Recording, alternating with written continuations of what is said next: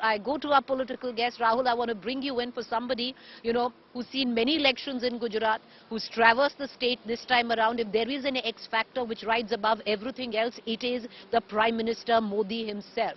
At this juncture, Rahul, when you saw that the Okad comment was completely, turned around by the BJP and to feed it politically, especially in Gujarat, would you have thought that maybe the Congress should have shown some restraint by, referring to the Prime Minister as Ravan, even though the Congress president might not have meant that to compare him to Ravan, but by the sheer virtue of saying it, it could have a negative impact, especially right here in Gujarat?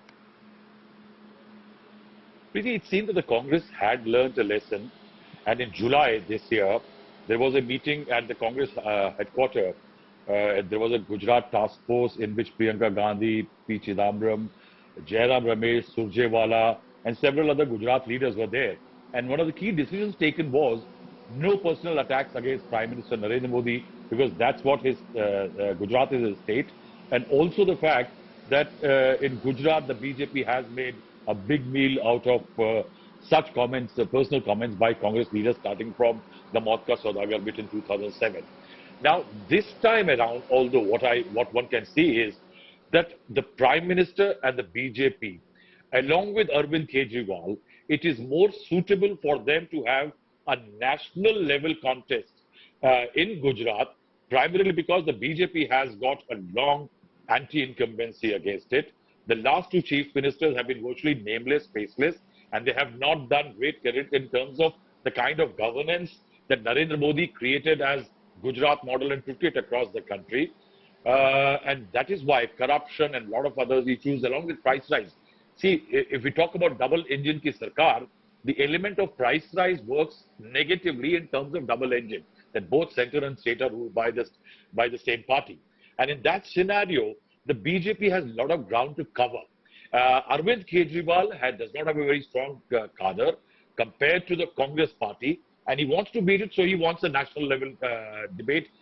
Coincidentally, both the BJP, Congress, BJP and the Aam Aadmi Party are locked in a MCD battle, in which the third player, coincidentally again, is the Congress in Delhi also. Right. So you've got that kind of character.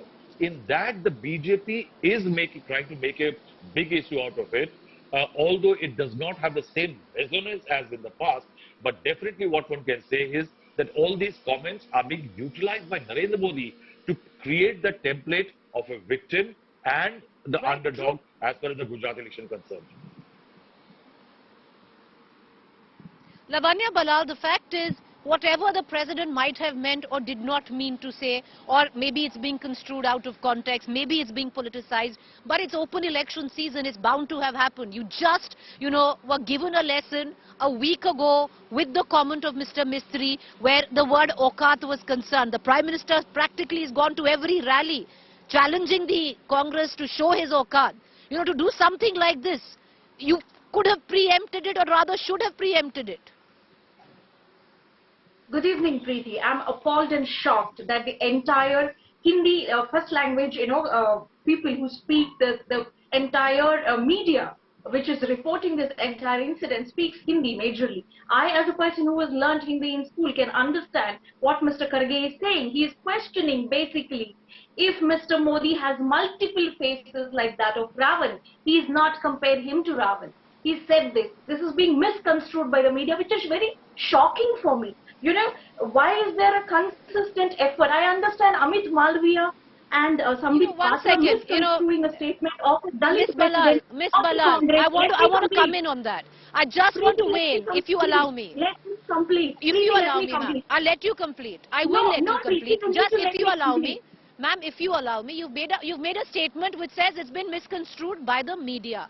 It's all well and good to blame the media for the statement being misconstrued. Is it being misconstrued on ground? Because tomorrow you will have a rally by the Prime Minister where he will talk to the voters and he will turn it around politically. It's better sense, to not do it in the first place, I would think, and not blame the media for misconstruing it. We just said it for what it is.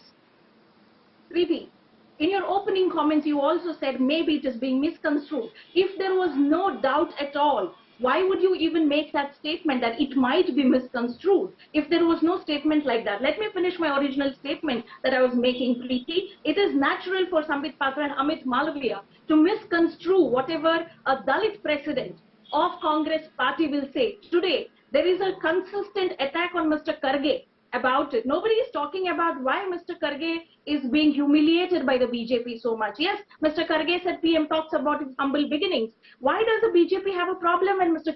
Kharge talks about much more humble beginnings? Does he run his entire politics on his humble beginnings? No.